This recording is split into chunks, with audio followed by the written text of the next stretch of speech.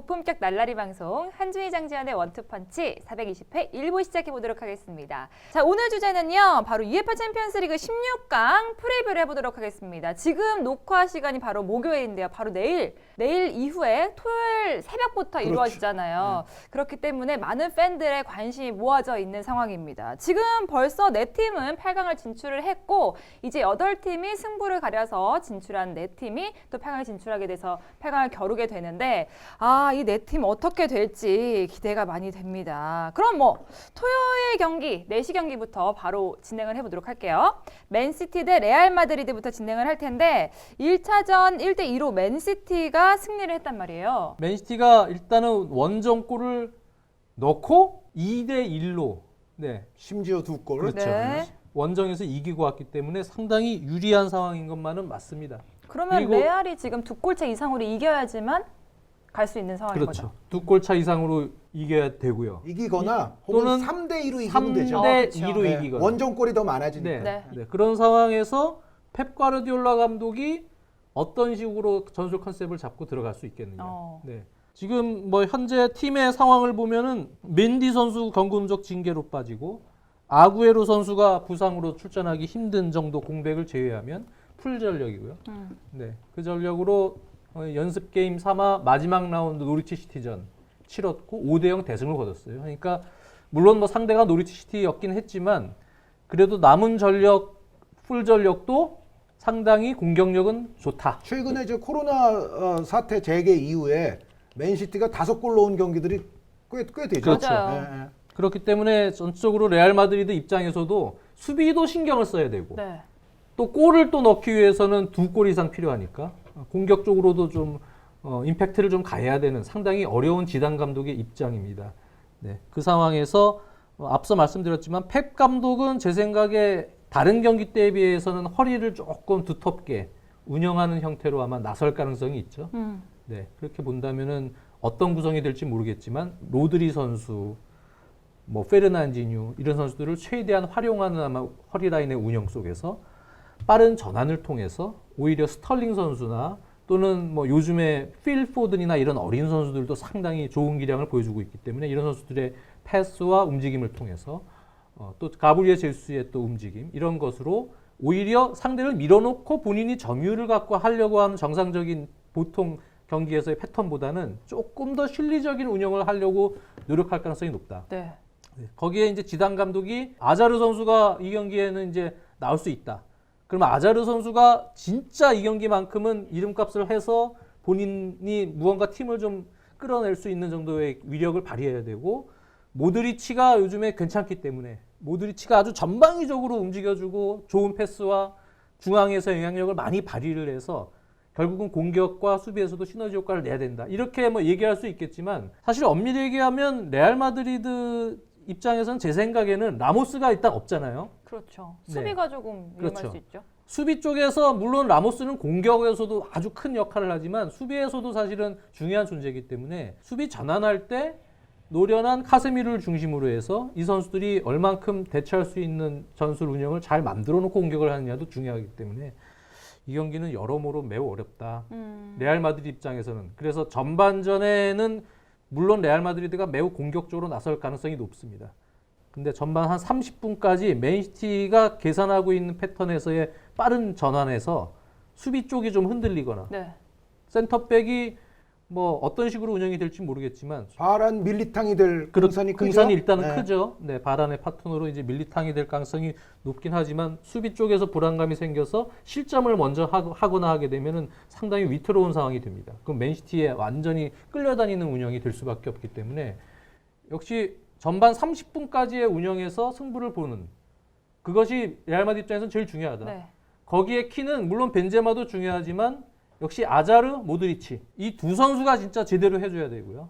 네. 지금 단순히 스코어로만 보면 2대1 한 골 차에서 2차전 갖는다. 그런 의미보다는 전략적으로 지금 상당히 많은 걸 준비하고 생각을 해야 되는 레알에 비해서 맨시티가 상당히 유리한 것만은 사실이다. 여유롭다. 네, 그렇게 생각이 듭니다. 네, 어쨌든 전반 30분 안에 골을 넣어야 되는 레알이다 이렇게 볼 수 있을 것 같은데 레알 팬들은 또 지단 감독이 좀 우승 DNA가 있기 때문에 이런 거에 조금 뭔가 기대를 걸고 있더라고요. 레알이 역시 기대 거는 부분은 그 부분이 맞죠. 지단 감독이 정말 앞으로 이런 게 또 나올지 모르겠지만 챔피언스리그 3연패라는 건 그렇죠. 요즘 세상에서는 엄청난 건데 그거를 또 해냈고 그리고 레알 마드리드는 전통적으로 이른바 후아니토 정신이라는 게 있어요. 안 되는 것도 되게 하라. 일찍 사고로 이제 요절한 레알 마드리드 레전드가 있는데 네. 그 선수가 정말 팀의 기를 불어넣고 골을 넣을 때는 대역전극을 레알이 예전에 많이 했어요. 그래서 후아니토 정신이 어떻게 보면 레알의 전통 중에 하나인데 어쨌든 그게 발현이 돼야 될 경기이기는 합니다만 가장 중요한 것은 역시 지단 감독의 선택인 것 같아요. 과르디올라 감독은 일단 1차전에서 본인이 여태까지 챔피언스리그 특히 원정 경기에서 지니고 있었던 징크스 내지는 약점을 좀 씻어버리는 데 성공을 했거든요. 보통 과르디올라 감독 뭐 아주 유려한 축구 정말 이론적으로 천재적이고 굉장히 격찬을 받지만 챔피언스리그 중요한 무대에서 특히 바르셀로나를 나온 다음부터는 원정에서 약간 전술적 유연성이나 이런 데서 문제를 발생하면서 좋은 결과를 여태까지 얻어내지 못한 경우들도 꽤 있었는데 지난번 산티아고 베르나베우 원정에서는 예전보다 훨씬 실리적인 컨셉으로서 그리고 약간 또 독특한 그때 방식을 썼죠. 제수스 선수가 측면으로 많이 돌고 오히려 베르나르도 실바라든가 케빈 데브라이너 선수를 두 명을 가짜 공격수처럼 그렇게 활용을 하면서 어떻게 보면 수비적으로도 두 줄 수비를 하면서 뭔가 가짜 공격수를 활용하니까 과르디올라 감독의 평상시 모습보다는 약간 변칙이 좀 많이 들어갔던 게임이었고 그것에 레알 마드리드가 당했다고도 볼 수가 있는데 과르디올라 감독이 과연 이제 요번 홈 경기에서는 다시 한번 그런 좀 변칙적인 게 나올 것이냐 아니면 지금은 상황 자체가 워낙에 좀 그래도 유리하니까 어떤 정상적인 또 맨체스터 시티의 스타일이 나올 것이냐 요게 또 관건이고 여기에 이제 문제는 지단 감독이 정말 우승 DNA가 있고 그런 거는 격찬을 받음에도 불구하고 여전히 지단 감독이 전술적으로 얼마나 명민한지에 대해서는 사람들에게 약간의 물음표는 아직도 좀 남아있거든요. 네. 그런데 지단 감독이 만약에 과르디올라 감독이 뭐 변칙을 쓰건 전공법으로 나오건 간에 이거를 지단 감독이 잘 맞대응해서 뭔가 과르디올라가 어떤 카드를 낼 때마다 지단도 그거에 또 대응하는 카드를 적절히 낼 수 있으면 지단 감독이 비로소 전술적으로도 지단은 대단한 사람이야 라는 소리를 들을 수도 있는 경기예요. 그래서 지단 감독에게는 여태까지 챔피언스리그 앞선 우승들도 많이 했지만 그럼에도 이 경기야말로 저는 지단의 여태까지 감독 커리어에서의 최대의 도전 한 판이다. 이 경기를 지단이 잘 치러서 넘어서게 되면은 지단은 단순히 뭐 우승을 많이 하는 DNA 그게 아니라 전술적으로도 정말 뛰어난 사람이구나 하는 것을 보여줄 수 있는 기회예요. 그런데 여기서 이제 지단 감독의 선택 중에 가장 궁금한 것은 아자르 선수 말씀을 하셨는데 아자르 선수의 폼이 그렇게까지 믿을만하진 않거든요. 현재까지만 보면. 벤치에서 출발한다는 얘기도 있던데. 그러니까. 그럴 가능성이 꽤 있죠. 그러니까 아자르 선수가 이럴 때 과연 해낼 수 있는 선수라는 거를 한번 믿느냐 아니면 여기에 그래도 1차전에 그 이스코 선수 골 들어갈 때 또 어시스트 했던 비니시우스 같은 선수를 넣느냐 이 문제가 또 있고 1차전에서는 이스코 선수가 골을 넣었지만 이스코 선수와 예를 들어 모드리치 선수 그리고 어쩌면 아자르 선수까지도 이런 선수들을 이런 유형의 좀 창조성을 지닌 선수들을 과연 몇 명까지 그라운드에 선발로 투입할 거냐. 예를 들어 제 생각에는 이 경기는 사실은 이스코 선수보다는 오른쪽 측면이라면 저는 아센시오 선수를 좀 추천하고 싶어요. 왜냐하면 레알 마드리드가 지금은 골이 필요한 상황 아닙니까? 근데 아센시오 선수가 그래도 제가 봤을 때는 윙포워드들 가운데에서 뭔가 상대를 깜짝 놀라게 할 수 있는 득점포를 터뜨릴 수 있는 확률은 저는 가장 높다고 보거든요. 그러면은 이제 오른쪽에 예를 들어 아센시오면은 왼쪽에는 비니시우스를 선택할 건지 아자르를 선택할 건지 이것도 좀 생각을 해야 되고 그리고 모드리치 선수는 저는 선발로 나온다고 봅니다. 지금 모드리치 선수가 장 의원님 말씀대로 폼도 좋은데다가 뭔가 지금은 골을 만들어내야 되는 상황이기 때문에 저쪽에 케빈 데브라이너가 있다면 이쪽은 모드리치거든요. 그래서 모드리치 선수가 그런 어떤 창조적인 역할을 수행해야 되기 때문에 나온다고는 보는데 그럼에도 어느 정도 이제 레알이 만족스러운 스코어 상황을 만들게 되면 그때는 또 발베르데의 어떤 전방위적인 활동량이라든가 기동성이 또 필요한 순간이 오거든요. 이제 그런 대응을 과연 지단이 적재적소마다 잘할 수가 있느냐를 테스트하는 경기예요. 요거를 이제 지단이 이번에는 보여줘야만이 레알이 맨시티를 상대로 좋은 결과를 얻어낼 수 있을 겁니다. 그러니까 제 개인적인 생각에는 펩 감독이요. 중요한 경기 때 평상시에 안 해봤던 실리적인 전술 변화를 가져갔을 때 내용적으로 그렇게 좋지 않았어요. 사실은 예전 그런 경우가 더 많아요. 그래서 이번에는 제 생각에 홈 경기고 정상적인 패턴으로 나설 가능성은 꽤 높다고 봅니다. 네, 이제 변칙적인 것보다는 그냥 평상시에 하던 정상적인 패턴에서 압박의 강도는 그대로 살려주되 내려섰을 때 조금 좋은 간격을 좁혀서 평상시에 부분적인 프레싱보다는 지역 방어 형태로 좀 운영하면서 약간 실리적인 컨셉을 넣는 운영이 될 가능성이 높고요. 오히려 그냥 지단 감독이 어떻게 좀 전술적으로 뭔가 획기적인 공격력을 더 강화하기 위한 전술을 쓰는 것보다는 저는 그냥 평상시처럼 나가는 게 오히려 낫다고 보여져요. 두 감독 모두. 네. 괜히 바꿨다가 오히려 평상시 안 써본 그런 전술 운영이 조직적으로도 팀을 좀 망가뜨리는 경우가 있기 때문에 그리고 평상시처럼 경기했을 때 레알 마드리드가 현재 전력에서 물론 맨시티와 전체적인 전력만 보면은 저는 대등하다고 보여져요. 팽팽한 전력이지만 그런 두 팀끼리도 그냥 두 골 차의 승부는 충분히 나올 수가 있어요. 그런 정상적인 마인드로 들어가서 조금 더 정신적인 스프리스를 강화해서 그냥 맞대응하는 그런 방식으로 운영할 가능성이 높다. 네. 그래서 이 경기는 전략적으로도 감독들이 생각을 해봤다가 다시 원위치 될 가능성이 좀 큰 경기 아닌가. 네, 알겠습니다. 과연 이 경기 양팀 감독의 선택이 어떻게 될지 한번 지켜보시기를 바라겠고요. 이제 두 번째 경기를 가보도록 하겠습니다. 똑같이 토요일 4시입니다. 유벤투스 대 리옹이에요. 이 경기도 유벤투스가 0대1로 그렇죠. 원정 가서 리옹에게 지고 왔어요. 그렇죠. 리옹승이었어요. 네, 그래서 이 경기도 상당히 좀 유벤투스 입장에서는 어려운 상황인데 리옹이 순위 그 리그왕 순위는 일찍 거기는 종료되지 않았습니까? 그 상황에서 좀 처져 있었지만 지난번에 리그컵 결승전 파리 상제르맹의 7월 결승전을 말이래. 7월 말에 네. 있었죠. 풀타임으로 봤습니다. 그게 어떻게 보면 전초전 성격이니까 이번 경기에 제가 볼 때는 생각보다 훨씬 단단해진 느낌. 오히려 파리가 경기력이 좀 덜 좋았죠, 예, 사실. 파리가 그 경기가 특히 겨울 이적 시장에 영입된 브라질 23세 이하 출신 이 브루노 귀마레스 선수가 있어요. 그 선수가 6번 롤이죠. 홀딩 역할을 딱 잡아주면서 그러면서 이제 3명의 중앙 미드필더 중에 그 경기는 이제 카케레 같은 어린 선수를 베라티 선수에게 딱 마크를 시키면서 베라티의 볼 줄기를 차단을 시키는 롤을 또 맡았거든요. 그런 중앙에서의 역할. 그리고 지난번에 저희가 뭐 챔피언스 리그 얘기하다가 살짝 언급했지만 데파이 선수가 복귀한다. 네, 그래서 그쵸. 복귀를 했죠. 그리고 또 무사 덴벨레. 이 투톱은 그날 경기는 골을 못 넣었지만 언제든지 저는 한 방을 터뜨릴 수 있는 역량을 가지고 있어요. 거기에 코르네와 디부아. 네. 두 윙백들의 어떤 공격적인 역량과 또 수비적인 밸런스. 네. 다 골고루 갖추고 있는 윙백 유형이 좌우에 있습니다. 네. 그렇기 때문에 지금 이 3백 라인의 투톱 운영, 이 리옹의 운영에 대해서 파리 상제르맹도 결국은 매우 고전하다가 득점을 못했어요. 승부차기로는 이기긴 했지만 유벤투스 같은 경우도 쉽지 않다. 네. 골을 넣어야 되는 경기고요. 하지만 유벤투스가 올 시즌에 어떤 수비적인 안정성도 다른 시즌 좋았을 때에 비해서는 많이 떨어져 있다. 그렇게 생각이 들고요. 그리고 리옹이 워낙 허리라인 밸런스가 좋아졌기 때문에 이 허리라인에서 좀 승부를 같이 걸 수 있는 그 주도권을 잡을 수 있는 이 체계가 필요한데 글쎄요. 지금 상황에서 리옹의 허리라인을 제가 봤을 때는 그렇게 호락호락한 상태는 아니다.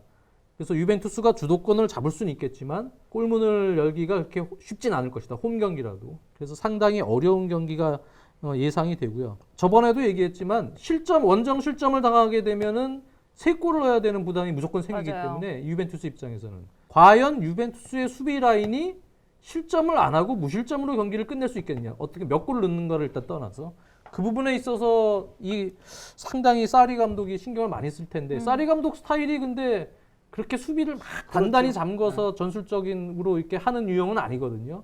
그 불안 요소가 여전히 남아 있다. 맞아요. 그리고 역시 이제 공격에 있어서는 디발라와 호날두 선수가 역시 중요해졌죠. 네. 두 선수가 그래도 한 방을 좀 해줘야 되는 운영이 필요할 텐데 모르겠습니다. 근데 최근에 경기력 자체가 수비도 조금 예전 좋았을 때보다는 불안정하지만 공격 파괴력도 막 다득점을 하는 지금 유형의 어떤 팀 색깔은 아닙니다. 네, 유벤투스가요. 또 사리 감독이 그렇게 또 묘수. 어떤 딱 이럴 때 좀 변칙적으로 뭐 하는 스타일은 또 아니거든요. 초반에 골을 넣는 것도 중요하지만 수비적으로 안정감을 계속 유지하고 얼마큼 끌고 갈 수 있겠느냐. 그게 중요한 게임 같습니다. 근데 다만 이제 분명히 이건 있어요. 리옹은 3월 초 이후에 그 경기라고 했던 게 그거밖에 없어요. 그렇죠. 7월 31일에 했던 그 리그컵 결승밖에 없기 때문에 감히? 예, 사실은 리옹도 지금 아주 극상의 상태로 올라와 있지는 않은 상태죠. 그거는 뭐 저는 틀림없다고 생각이 되고 그게 어떻게 보면 이제 리옹의 가장 중요한 아킬레스건이라고 볼 수가 있겠는데 전술적으로도 저는 리옹이 좀 생각을 잘해야 된다라는 생각을 하는 것이 이제 장 의원님 말씀을 들으면 리옹이 꽤 정상적으로 그래도 공격을 해서 유벤투스에게 한 방을 먹이면 그러면 이제 유벤투스는 이제 난리 나는 거다. 이제 네. 그런 거를 약간 이제 깔고 말씀을 하시는데 여기서 이제 장 의원님 말씀대로 하면 좋은데 만약에 리옹이 그래도 우리가 지금 한 골 앞서고 있고 유벤투스가 액면가로는 우리보다 더 강팀이고 그리고 또 장소는 유벤투스의 홈이고 그렇죠. 이런 걸 생각해서 리옹이 최대한 일단 초반부부터 좀 실리적으로 좀 지나치게 나갈 경우에는 수비 집중. 저는 근데 그거는 오히려 리옹에게 더 안 좋은 결과를 초래할 공산이 저는 크다고 봐요. 그러니까 예를 들어 유벤투스가 지금 공격을 만들어가는 어떤 창조적인 면이라든가 아니면 팀 전체의 어떤 역동적인 어떤 기동성이라든가 그런 부분이 지금 충분히 좋지 못하거든요. 그러한 유벤투스를 상대로 오히려 좀 내려앉아서 경기를 운영하는 시간이 길어지면 이거는 저는 오히려 유벤투스에게 좋은 찬스가 먹잇감이 될수 있다. 된다라고 봐요. 그러니까 지금 현재 유벤투스는 오히려 리옹이 내려앉아 있을 때 유벤투스에는 그래도 호날두 선수가 있습니다. 이럴 때 해주는 사나이고 또 어떻게 보면 약간 롱볼이라든가 크로스 같은 거를 전방으로 투입을 했을 때 위력을 발휘할 수 있는 선수거든요. 내려와 있는 팀의 항상 문제는 내려와서 잘 뭐 지키고 아주 투쟁적으로 하는 건 좋은데 그러다 보면은 이제 세트 플레이를 좀 많이 주게 돼요. 프리킥이라든가 코너킥이라든가 이런 걸 많이 주게 되면 오히려 이거는 유벤투스에게는 지금 상황에서는 득점할 수 있는 좋은 방법이 돼요. 그래서 리옹 입장에서 말씀을 드리자면 오히려 저는 그 디부아 선수가 이제 오른쪽 윙백으로 활약을 할 텐데 그쪽을 통한 공격을 계속 날카롭게 시도하는 게 좋다. 제가 봤을 때는 유벤투스 수비진에서 조금 이제 문제가 생길 수 있는 가장 큰 공간이 저는 왼쪽 측면이라고 보거든요. 그러면은 리옹 입장에서는 이제 오른쪽인데 특히 이제 디부아 선수가 많이 올라오면서 공격을 시도할 겁니다. 그런데 그쪽에서 뭔가 실마리를 만들면서 가운데 있는 이제 덴벨레라든가 혹은 좀 더 자유롭게 돌아다닐 데파이 선수 쪽에 찬스를 만들어 주는 것이 그러니까 오른쪽 측면으로부터 뭔가 시작을 해서 덴벨레, 데파이 이쪽에 찬스를 만들어서 어느 정도는 공격 비중을 제 생각에는 한 수비가 6이라면 한 4 정도의 공격 비중은 가져가 주는 게 좋다. 혹은 뭐 6.5 대 3.5 정도는. 리옹이 전술적인 선택을 어떻게 하고 이 경기에 초반부터 들어가느냐. 저는 이게 굉장히 중요한 갈림길이 될 수 있다고 봅니다. 그러니까 제가 제 생각에는 어떻게 보면은 수비로 내려섰을 때 5-3-2 같은 형태가 네. 돼버리면 물론 유벤투스의 알렉산드로나 다닐로나 이러한 풀백들이 뭐 크로스가 그렇게 막 정확하게 화려하게 뭐 들어가는 그러한 파괴력 있는 풀백은 아니다 하더라도 위험 요소를 가질 수 있는 공간이 충분히 나올 수 있거든요. 오히려 전술적인 말씀을 드리면 이 경기는 유벤투스 입장에선 쿼드라도 같은 유형 있죠. 네. 네. 이런 선수들이 오히려 직선적으로 배우 공간 있죠. 측면 배우 공간에서 찬스를 잡았을 때 찬스가 나올 수 있고 쿼드라도 같은 스타일을 어떻게 잘 활용해야 되느냐.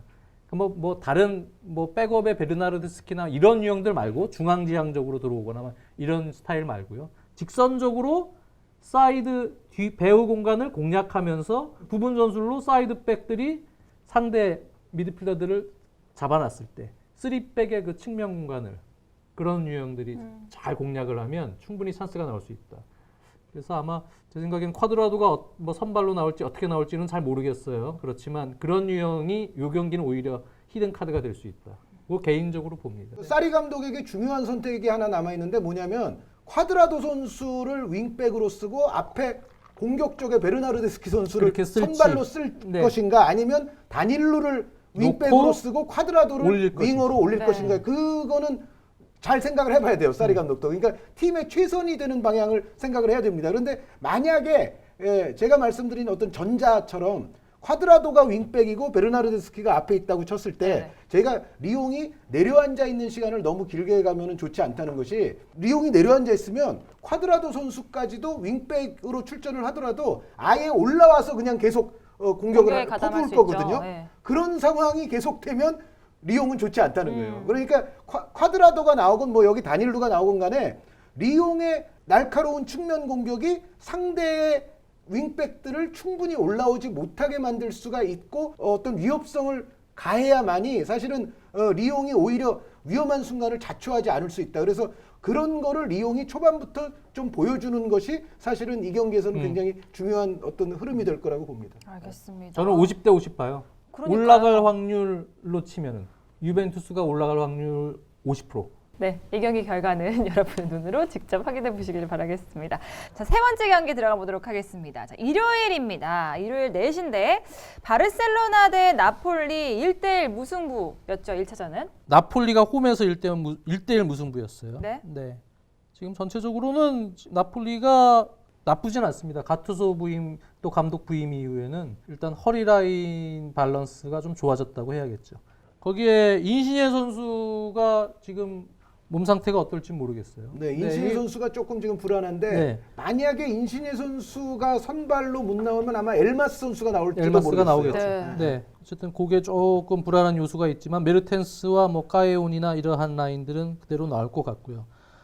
전체적으로는 물론 수비 라인인 센터백 라인이죠. 쿨리발리, 마놀라스 이 라인들이 올 시즌에는 그렇게까지 이름값을 해준 건 아닙니다. 조금 네. 다른 시즌에 비해서는 좀 불안하지만 하지만 쿨리발리 같은 유형의 선수는 이 경기만큼은 어떻게 보면 나 살아있다 아직 그런 부분을 또 보여줘야 되는 경기이기 때문에 동기부여, 집중력 또 본인의 클래스를 발현할 수 있는 그러한 가능성은 상당히 큽니다. 그런 상황에서 바르셀로나가 생각보다는 매우 힘든 경기를 할 가능성이 높다. 네. 그렇게 생각이 듭니다. 그거 얘기는 이제 지난번 챔피언스 리그 할 때도 잠깐 언급했지만 일단 비달 선수가 징계로 빠집니다. 물론 부스케츠도 징계로 빠지지만 그렇죠. 비달 선수가 사실은 바르셀로나에서 경기력에 최근 차지하는 영향력 생각보다 매우 큽니다. 네, 그러니까 비달 선수의 공백은 사실 바르셀로나에게는 치명타라고 할 수도 있는 부분이고요. 그리고 그리즈만이나 프랭키 데용이나 이 선수들이 부상 복귀 이후에 출전을 하더라도 어느 정도의 몸 상태가 된 상황에서 지금 경기를 치를 것이냐, 컨디션을 보여줄 것이냐, 그것도 상당히 중요한 경기죠. 그렇게 본다면은 글쎄요, 일단은 바르셀로나가 자신들 점유율을 노련하게 끌고 가면서 그러면서 순간적인 찬스에서는 이제 확실하게 득점을 올릴 수 있는 그러한 경기 운영 능력이 필요한데 베테랑들이 저는 이 경기에서는 잘해줘야 될 것 같습니다. 네, 수비는 피케, 공격은 역시 메시죠. 네. 그리고 허리는 라키티치, 풀백은 알바. 이러한 베테랑들이 이 한 경기에서 진짜 그 베테랑들이 얼마큼 해줄 수 있겠느냐, 바르셀로나는. 그것이 승부에 있어서 매우 큰 중요한 관건이 될 것 같고요. 네. 현재 팀의 안정성이나 어떤 선수들의 앞서 말씀드렸던 경기 감각을 고려하면 이 경기는 예상 밖으로 언뜻 보면 바르셀로나가 이제 더 훨씬 유리하진 않겠느냐, 객관적 적에서 이렇게 볼 수도 있겠지만 내용적으로 상당히 팽팽한 경기가 될 가능성이 있다. 네. 저는 개인적으로 그렇게 보고요. 하지만 종국에는 메시가 해줄 것이다? 종국에는 메시가 또 해주겠지라는 생각은 있어요. 그래서 바르셀로나가 종국에는 올라갈 가능성이 높다고 생각이 들지만 경기 전체적인 내용적인 측면에서는 네. 팽팽할 것이다. 네. 그렇게 보고 있어요. 일단 바르셀로나 중원에 부스케츠와 비달이 빠지잖아요. 그렇다면 아까 말씀해 주신 덴메, 파비안 루이스, 지엘린스키가 포진할 나폴리의 중원이 부스케츠와 비달을 쓸 수 없는 바르셀로나의 중원에 저는 딸릴 거는 전혀 없다고 봐요. 그러니까 일단 오히려 그리고 기동성 면에서 바르셀로나보다 좋을 수 있어요, 나폴리가.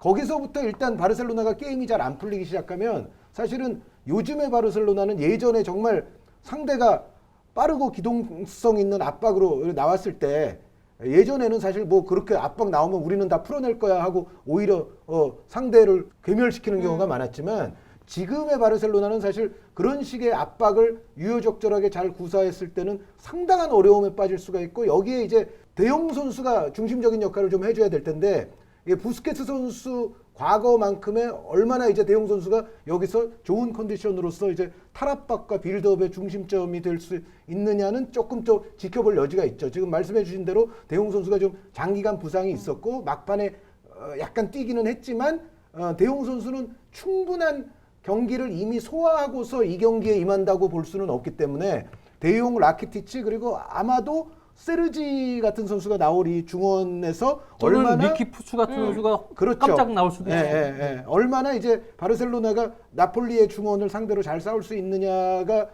가장 관건이라고 볼 수가 있겠는데 저는 여기서 이제 리키 푸치 선수 말씀을 잘 해주셨어요. 저는 세티엔 감독이 이 경기에서 이제 약간 좀 변칙이 나올 수도 있다. 그런데 그게 이제 세티엔으로서의 변칙은 아니에요. 왜냐하면 세티엔 감독이 예전에 이제 베티스 시절에 3-5-2 포메이션 같은 거를 즐겨 썼거든요.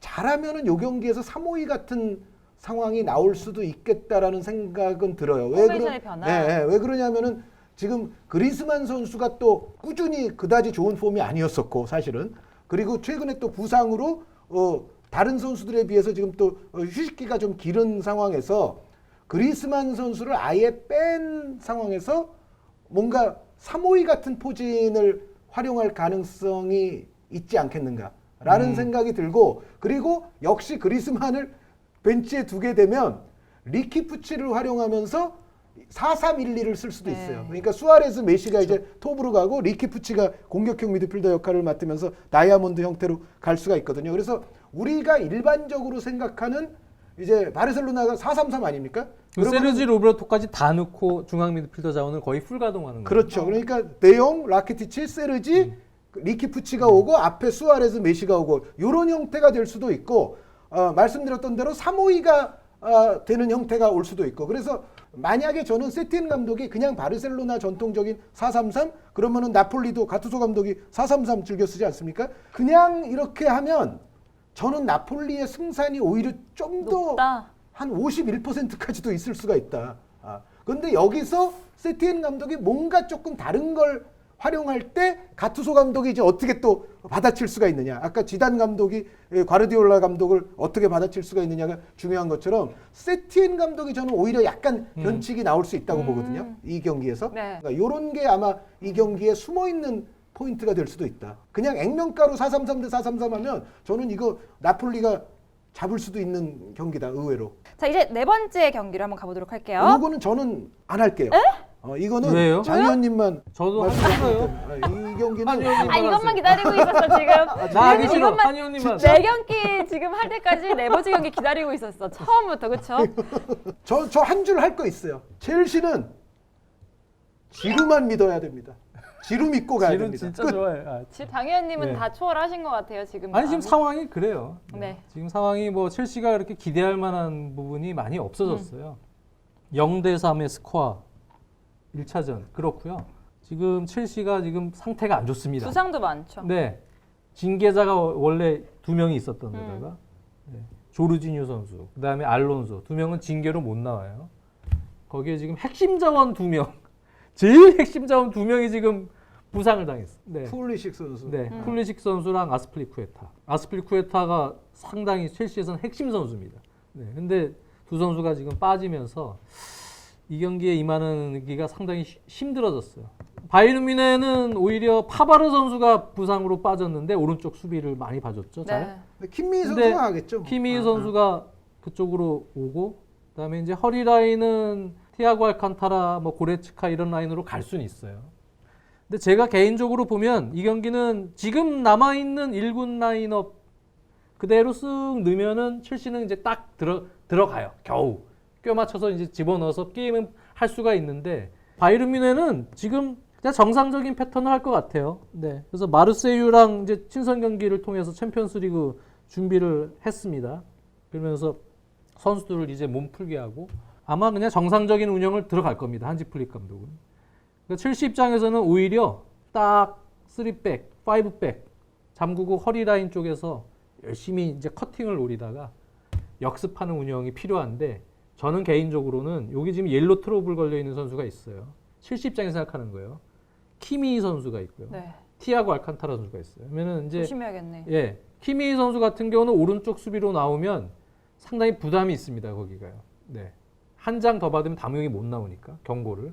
바이에른 뮌헨은 이미 한쪽 눈은 다음 경기로 가 있을 거거든요. 그렇죠. 어. 네. 그렇기 때문에 그런 부분을 상당히 조심스럽게 운영을 할 가능성이 높고 수비적인 형태도 그럴 가능성이 높기 때문에 저는 왼쪽에 뭐 변칙적이지만 뭐 마운트 같은 윙백이 지금 에메르송이 물론 들어갈 수 있지만 마운트 같은 선수가 윙백으로 갈 수도 있고 또는 약간 변칙적으로 뭐 변화가 불가능하진 않아요. 거기에 오도이 같은 유형들 있죠. 돌파하고 싶어서 막 안달이 나는 선수들. 이런 선수들을 하여금 특명을 좀 내려서 그쪽에서 1대1 계속 걸고 기회가 있을 때마다 상당히 싸움을 좀 강하게 걸면서 초반 운영을 하면 오히려 선택과 집중 이런 부분에서 전략적으로는 조금 먹혀들 가능성도 좀 있지 않을까. 근데 그래 봐야 한계성이 있다. 근데 그렇지 않으면 지금 전력은 제가 볼 때 첼시와 바이에른 뮌헨은 기본적으로 2골 정도의 전력 차전이 있다고 보여요. 네, 전력 자체도. 전력 자체가 첼시가 막 초반부터 골 넣어야 돼 이러고 들어가면 분명히 역습 먹을 거예요. 그나브리나 거기는 2대1 원투 패스 부분 전술이 역습할 때도 되게 좋은 팀이에요. 레반도프스키도 움직임이 매우 좋고요. 그냥 첼시는 털털털 털릴 거예요. 네, 제 생각엔 그래요. 무리하게 들어가면. 그러니까 이제 조심스럽게 그냥 나올 거예요. 첼시도 오히려.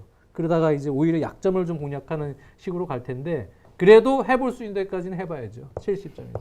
그게 다입니다. 알겠습니다. 축구공은 둥그니까 어떻게 될지 모르는 거예요. 네, 이렇게 UEFA 챔피언스리그 16강 2차전 분석을 해봤는데요. 지금 아틀레티코 마드리드, 라이프치히, 아탈란타, 파리 생제르맹은 벌써 8강에서 기다리고 있습니다. 이 경기 끝에 8강에서 만날 팀은 어떤 팀일지 여러분들 한번 기대를 해보시길 바라면서 저희 바로 승부 예측으로 넘어가 보도록 하겠습니다. 승부 예측 결과 여기 지금 적혀 있는데 별표가 있어요. 장 의원님, 올꽝. 그냥 밥 먹듯이 하는 거 아니에요? 네. 네, 올꽝을 두려워하시는 분이 아니라서 그렇죠. 별로 아니, 이거 심리적인 너무 근데 타격이 우리 없어요. 제작진 너무하다. 장현님 올깡에서 별표까지 이렇게. 아니 뭐 올킬이 없는 주니까 뭐 올꽝이라도 얘기를 해야 좀 흥미가 저의 있지 않을까. 올광이 다른 분에게 즐거움을 줄 수 있다면 전 언제든지 올광. 알겠습니다. 그럼 들어가 보도록 할게요. FC 서울 대 강원 FC. 두 팀 모두에게 이게 승리가 절실한 경기거든요. 그렇죠. 강원도 다시 지금 승리가 필요한 상황이 됐고 서울은 요거를 완전한 반전으로 좀 밀고 가야 될 필요가 있고 그렇죠? 무승부. 무승부 네. 한 1대1 정도? 1대1. 그러니까 두 팀 모두가 지금 상대를 확고하게 눌러버리기에는 약하다. 약간씩 부족해요. 예. 결국은 그냥 교착 상태로 끝나지 않겠나. 예. 알겠습니다. 장 의원님요? 저는 강원 원정승. 강원? 네. 김용학 감독이 이름 바꿨어요. 김호영 김호영 감독. 네. 감독으로. 그 스타일이 이제 4-2-3-1 밸런스를 상당히 중시하면서 이전보다는 플레이 스타일이 좀 아기자기한 패스워크를 통해서 들어가는 운영인데 지금 서울의 공격진이 아직은 미덥지 않고요. 네. 그리고 오히려 이제 그런 스타일의 팀을 상대로는 김병수 감독이 오히려 강합니다. 네. 오히려 역습 위주의 운영을 하는 팀보다는 5백, 3백 이런 팀으로 역습하는 팀보다 정상적인 4-2-3-1 뭐 이런 밸런스를 한. 물론 한국영 선수가 늦은탕 부상당했잖아요. 그래가지고 출장이 좀 힘들 것 같긴 한데 네. 그럼에도 불구하고 이 경기는 저는 스타일이 지금 서울이 바뀌었기 때문에 저는 강원 FC가 오히려 이 경기는 잡지 않을까 한 골 차 정도로 그렇게 보고 있어요. 저는 서울. 네. 제가 본 걸 믿겠습니다. 뭔가 젊은 선수들도 기용을 하고 눈빛이 좀 달라졌어요. 네, 서울이 조금 달라진 모습이었어요. 의미심장하게 한번 승리를 계속 이어가는 거를 지켜보도록 하겠습니다. 자, 이제 두 번째 경기 대구 FC 대 전북현대. 요거는 전북승. 전북승. 예. 두 분 다 전북. 예. 아니 세징야 선수가 컨디션이 몸 상태가 어떨지 모른다는 보도를 봤기 때문에 네. 세징야가 없는 대구라면은 지금 바로우와 구스타브가 추가된 전북보다는 조금 밀린다고 얘기해야 될 것 같아요. 네, 전북승. 네. 전북이 그냥 지금 현재 스쿼드가 너무 좋고 너무 지금 멤버가 좋고요. 후반전에 조커 싸움에서도 지금 전북이 상당히 압도적이에요. 그래서 네. 거기 세징야가 있어도 사실 전북이 좀 맞아요. 유리하다고 보는데 저는 전북이 이길 거라고 봅니다. 한 골 차 또는 두 골 차 정도로. 네, 저도 그렇게 생각은 하지만요. 바로 구스타보가 있으면은 세징야 에드가가 있다. 그렇게 나올 거라고 아니, 생각은 세징야 했는데 선수가 지금 완벽하지 세징야가 못할 근데 뭐 어떻게 될지 몰라요. 어떻게 될지 모르니까. 네, K리그는 느낌 감으로 가는. 네, 감으로 그냥 무승부 네, 해볼게요. 무승부. 오, 좋아요. 이거 굉장히 좋아요. 어, 알겠습니다. 상주 상무 대 부산 아이파크. 저는 이거는 상주승. 상주승? 네, 저는 상주가 부산보다 좀 좋은 것이 전체적으로 선수들이 고르면서 전체적으로 좀 상주가 노련하잖아요. 부산은 이제 젊은 선수들도 있고 뭐 베테랑도 있습니다만 저는 요거는 상주가 홈팬들 앞에서 즐거운 노련미를 좀 보여줄 수 있는 경기 아닌가. 상주. 즐겁게 노련하게 때문에? 살짝 부산을 꺾을 것이다. 한 골 차로? 2대1 정도로. 2대1 정도. 지금 일단은 분위기를 탔고요. 지금 그 테크에는 들어가 있다고 보여져요. 지금 아직은 꺾이지 않고 있다. 지금 자신감들이 상당히 많이 올라가 있어요. 팀 전체가 보면 느낌이 이 선수들 지금 자신감이 완전히 올라가 있네. 아직은 상주 상무가 지금 분위기는 좀 유리하지 않을까 이렇게 보고 있습니다. 저도 그렇게 생각하지만요. 무승부 할게요. 역시 이제 좀 할 줄 아네.